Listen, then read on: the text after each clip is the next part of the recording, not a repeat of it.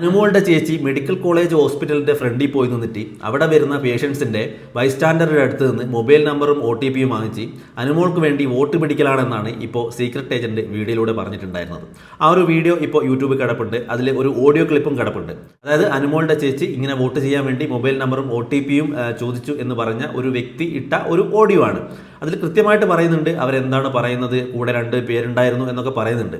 ശരിക്കും പറഞ്ഞാൽ ഇത്തവണ കപ്പ് അനുമോൾക്ക് അങ്ങ് കൊടുത്തേക്ക്. കാരണം അത്രയ്ക്കും കഷ്ടപ്പെടുന്നുണ്ട് അനുമോളുടെ PR ടീം, അതേപോലെ തന്നെ വീട്ടുകാരും നാട്ടുകാരും കുടുംബവും ഒക്കെ. അതുകൊണ്ട് അനുമോൾ കൊണ്ടുപോയിക്കോട്ടെ ഇത്തവണത്തെ കപ്പ്. ഇനി ഇങ്ങനെ ആരെങ്കിലും അനുമോൾക്ക് വേണ്ടി വോട്ട് ചെയ്യാൻ വേണ്ടി നിങ്ങളുടെ മൊബൈൽ നമ്പറും OTPയും ഒക്കെ ചോദിച്ചു വരുമ്പോൾ വേണ്ട, നമ്പർ ഷെയർ ചെയ്യുന്നില്ല, ഞങ്ങൾ തന്നെ ചെയ്തു തരാം എന്ന് പറയുന്നതാവും ബുദ്ധി. കാരണം ഈ OTP ഒക്കെ മറ്റുള്ളവർക്ക് ഷെയർ ചെയ്ത് കൊടുക്കുമ്പോൾ 100 തവണ ആലോചിക്കണം. കാരണം നമ്മുടെ ബാങ്ക് അക്കൗണ്ട്, ഗൂഗിൾ പേ, മറ്റ് നമ്മുടെ പേഴ്സണൽ ഡീറ്റെയിൽസ് എല്ലാം നമ്മുടെ മൊബൈലിൽ കിടക്കുകയാണ്.